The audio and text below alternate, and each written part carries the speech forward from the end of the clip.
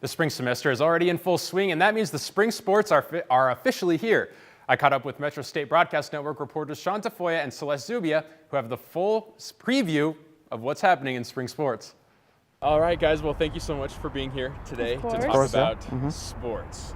Now, I'm not the person to talk about sports, so that's why you guys are here. So what's going on currently with Roadrunner sports?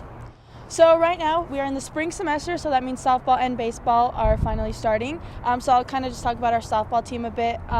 We had 13 returning players under head coach Annie Van Wetsinga. So it's a familiar team. They've been playing with each other for a while, so I expect good things from them, obviously, and as well as the whole athletic department, I would say.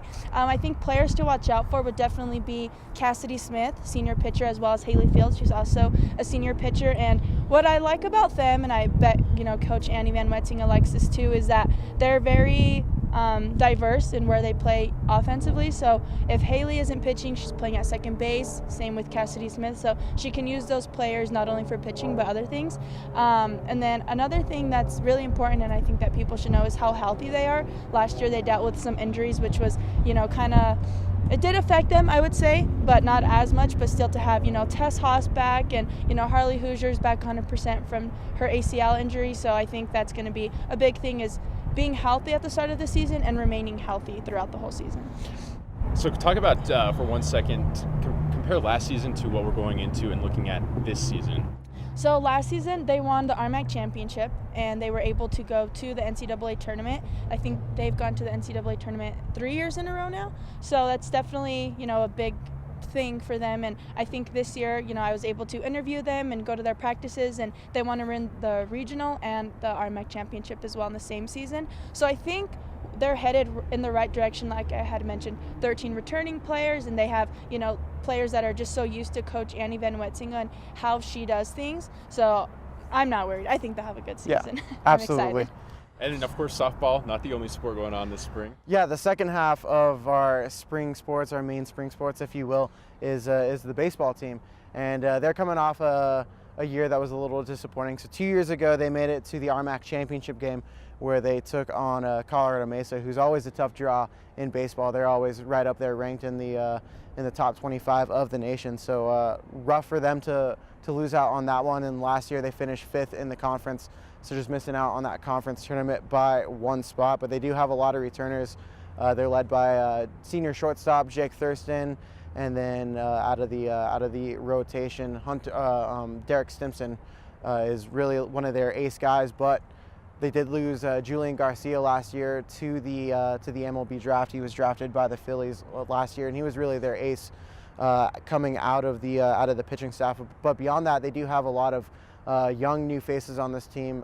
In the infield, they have Donnie Ortiz, who just transferred from junior college, and then they have a bunch of freshmen.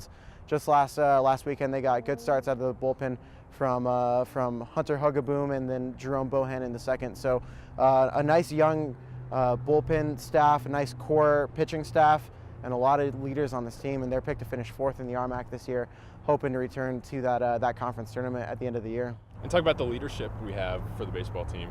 Yeah, I mean, I mentioned Jake Thurston. He's been here all 4 years. Same with Derek Stimson, and then Marcus Bean, Nick McCaskey have been around for a while. Those are your 2 catchers, platoon in there, and then Cale O'Donnell has been around for a while. This will be Trent Maloney's 3rd year. He's hurt right now, but when he comes back, he should be a big factor for this team in the leadership role. So while they do have those young arms, they also do have that nice core group of leaders, like you said, to help this team succeed. All right, and talk about for students. I think a lot of times being a commuter campus, we don't always get involved with things that we should. Why should students come out to these games and watch them?